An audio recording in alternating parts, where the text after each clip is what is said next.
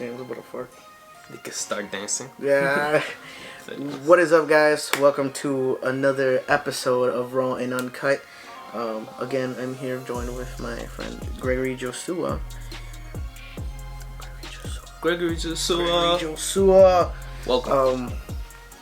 Welcome to the second episode. George Films right here. George Film. You already know why you're here, because you want to have a talk with us. And today we're going to be talking about passions and inspirations. So before we do that, let's do a toast.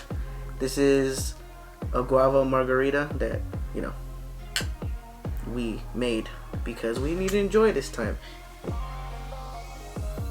Nobody saw that. Enjoy this time. It's pretty good. Cheers, guys.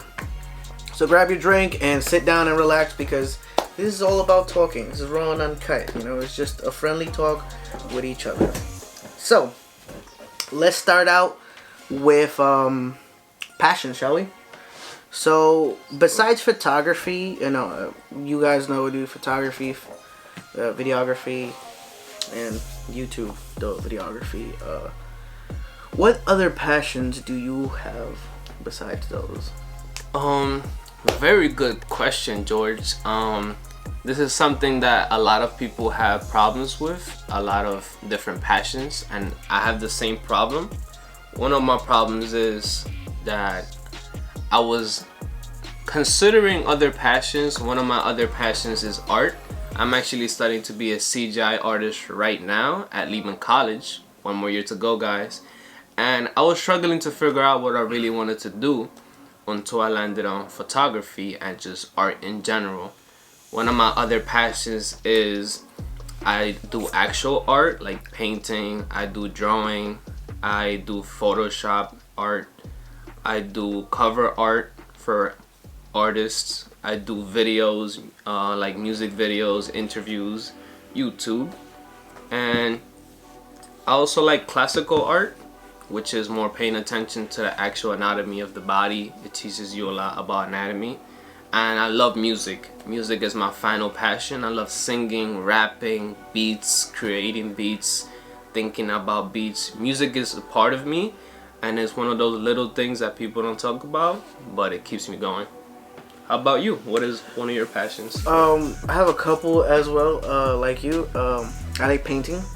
Mostly painting. I mostly stick with watercolors and acrylic, because they're so dope. Like acrylic, watercolors and acrylic are a little different. Watercolor is a little bit more difficult because it's water, so you don't control the flow. But I like how the water itself, it spreads the paint, right, and it creates like designs that you can't get with oil or acrylic paint. It's really nice. It's really awesome. I paint all the time. Like you can see now over there, I have like a bunch of paintings on top.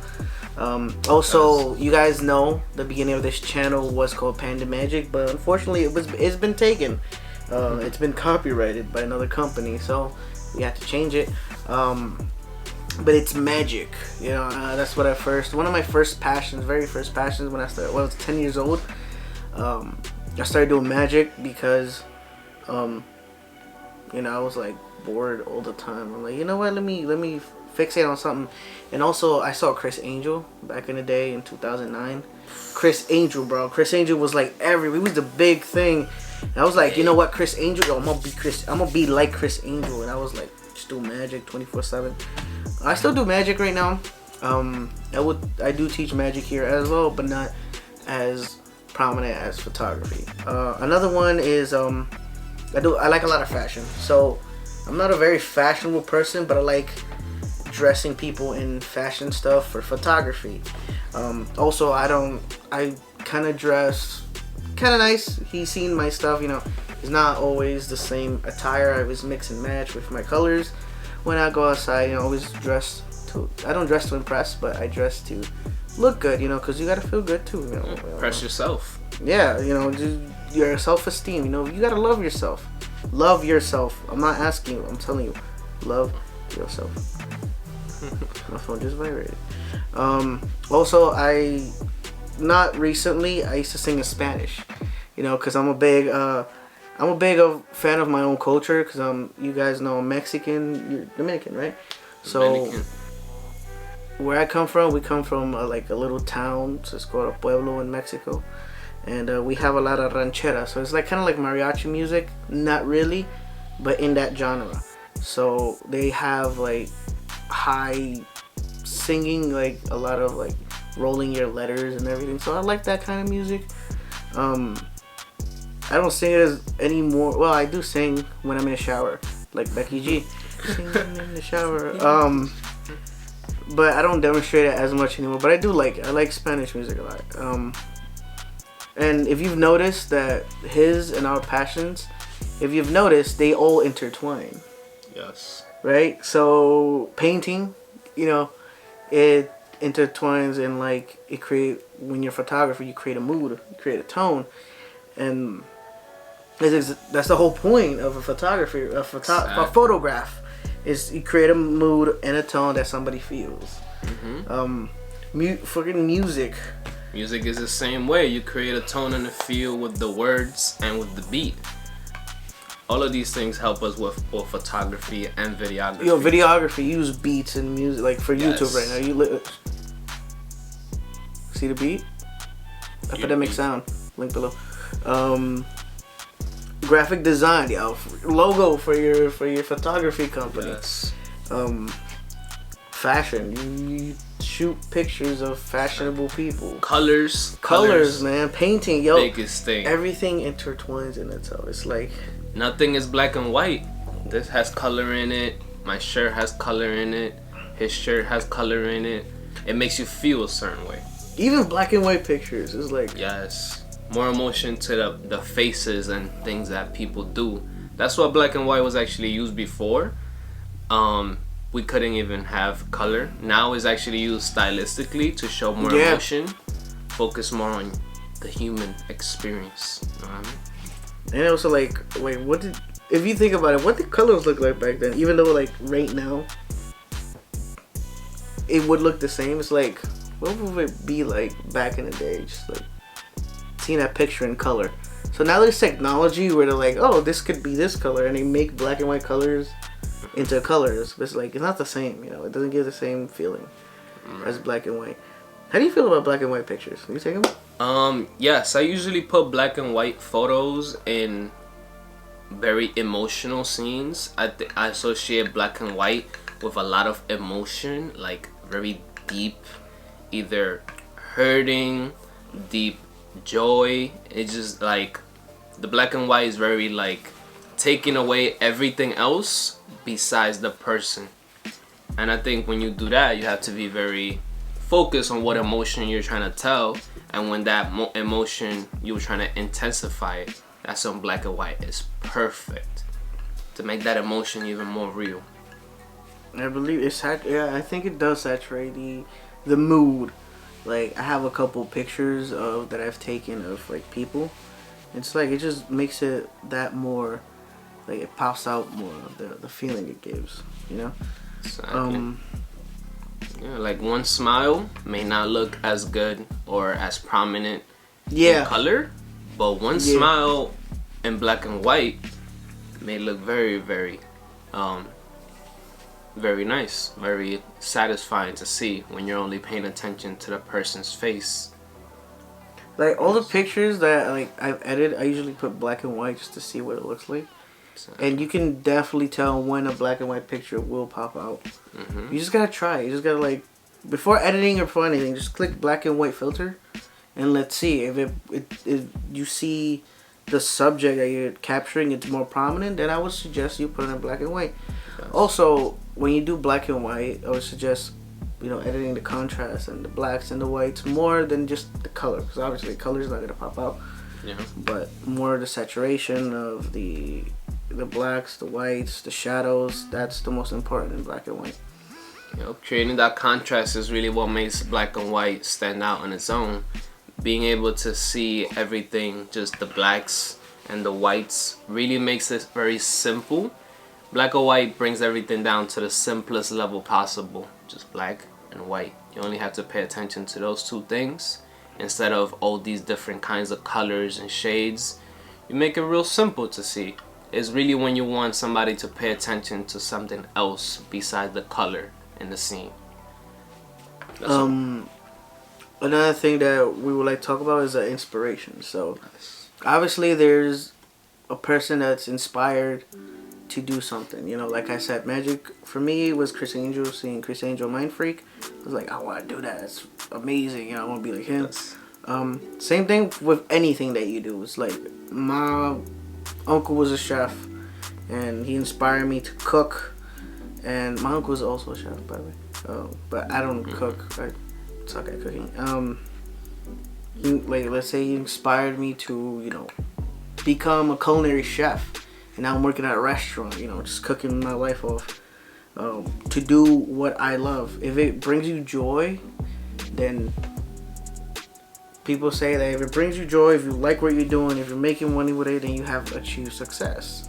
Even though you're not freaking the Tesla guy. What's his name? Elon Musk? Yeah, Elon Musk. Elon Musk. If you're not Elon Musk, even though you're not Elon Musk, you don't have all those millions of dollars or billions of dollars.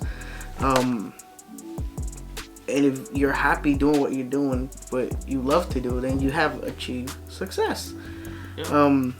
But back into the inspiration part. What are some people or some things that have inspired you to be the photographer you are today? So a lot of inspiration goes to my family, mostly my mom. She at first was very she didn't know how to feel about me being an artist and a photographer instead of having one of these real jobs like construction or technician or something. So after a while, she got convinced and she realized, yeah, this is really what you love to do. It's more than just a hobby. It's something that really brings you joy, and I see it. And when people really notice that, they then start supporting you a little bit more, especially your family. Now my dad is able to tell me, yeah, you're doing good. How much are you making? But he still don't understand that it's more than just money. This is more than just how much money can you make with photos, how much money can you make with videos. It's more how much joy are you feeling from the videos, how much people are you helping. If somebody asks you that question, then they're thinking on the right lines. How much are you actually enjoying what you do? And would you do it if it was for free? Or would you just stop doing it because somebody's not paying you? We're not doing this for money. We're not getting paid by YouTube yet. But would that stop us? No. Definitely not. You know, they're just the feeling I get for when I do a shoot, paid or not, it's like I can't wait to be there. You know, I'm on my camera, I'm on my way. I arrive early too. I'm like, you know, I want to shoot. I have some shots in mind. I even text the people that I'm gonna shoot. I'm like, I have some shots in mind. I hope you don't mind me trying. Like, yeah, you're the photographer. You gotta do it. And I'm always talking. Yo, I did this shoot with so and so, and it went super amazing, super great, and then they tell you that you did amazing. It's like that feeling. It's like it's I don't know how to explain it. It's like a very good feeling that you get. It's like I've done this, and it made me feel good, paid or not, you know. Exactly. And I have some people that, like, obviously like him. Your parents are gonna be. Most parents will be very supportive on you. Like my mom was very. In the beginning, she was again iffy. Like she's like, oh, you should go to college. You should, I don't know, do. Spanish parents. You know, you should go and do. Like I don't know, psychology, be a doctor or something, like a lawyer maybe. It's well paid. Yeah. But I didn't go that route because I never liked school in the beginning to start with, but I saw this as like, hey, let me do this because this could again become a profession. Again, like everybody, we have people that inspire us. Like I started with photography just to do photography in general. Like I know I wanted to do photography. I just shot everything that I saw, without setting up or anything. I got a camera. I got a T7i. That was my first camera, and I just took pictures. I just took pictures of whatever, and then once I got more into it, I started finding my style. So for me, it's more fashion. Like I've told you guys, I like fashion, and I started like, oh, I like this I like the way that when people are out in the street, like the background, just find a background and then match what they're wearing, you know, or vice versa. Cool. See what they're wearing and find a background in the street somewhere. Like, let's say they're wearing bright yellows or bright reds, and then you find a graffiti wall, and that's like on a gray wall, and you put them there, bro. They're gonna pop so nicely.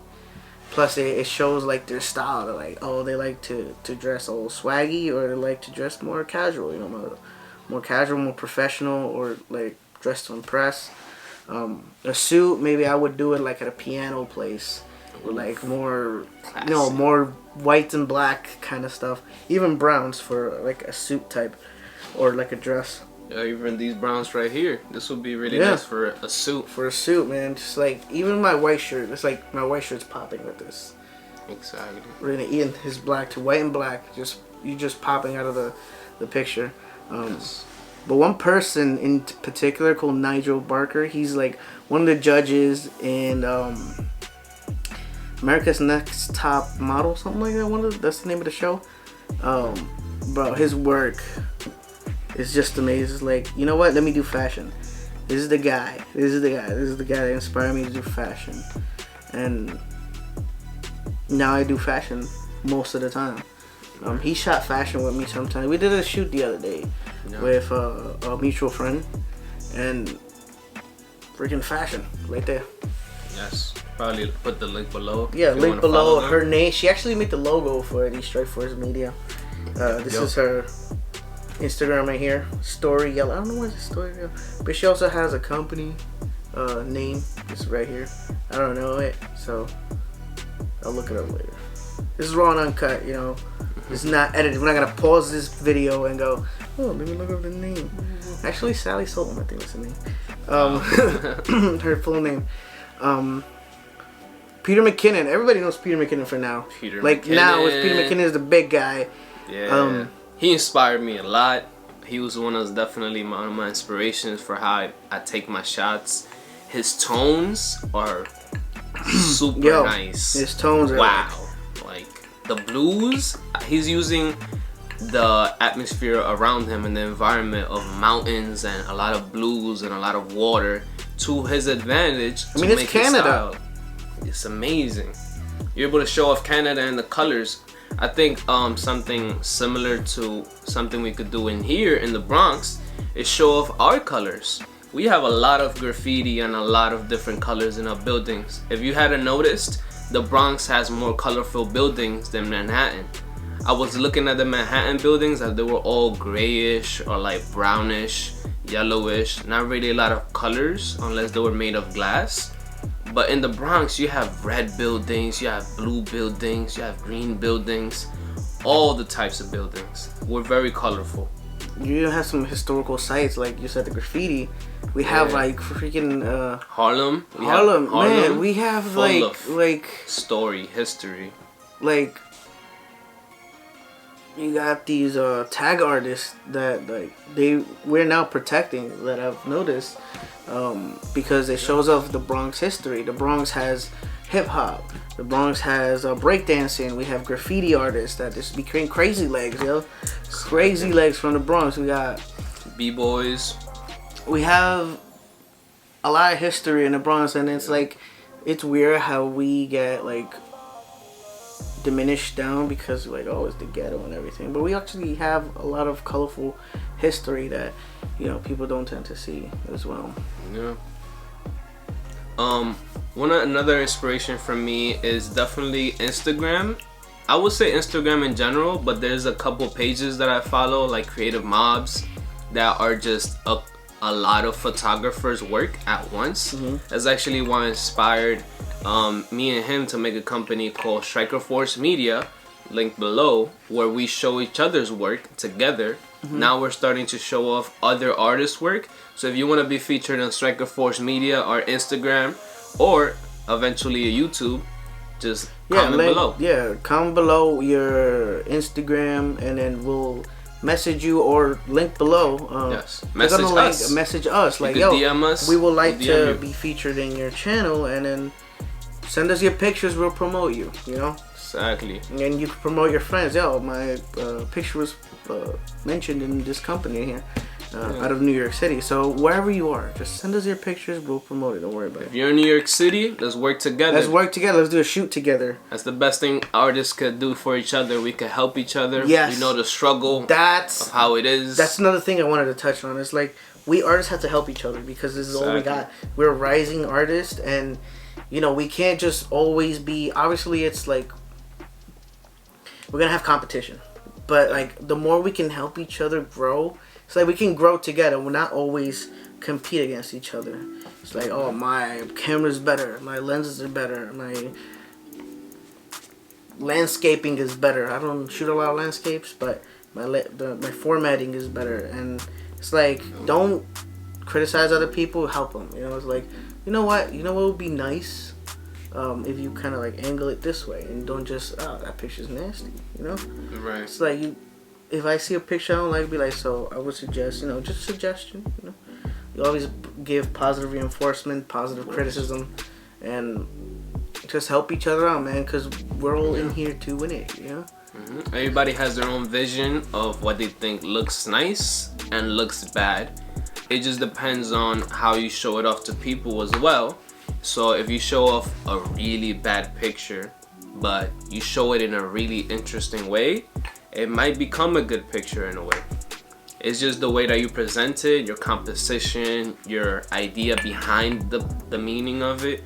Sometimes you could take a really bad photo, but if you explain it correctly to the right people and you have enough backstory, topography, huge deal for photos. Since you can't tell somebody why or how you took the photo, letting them know through words is your next way of doing that.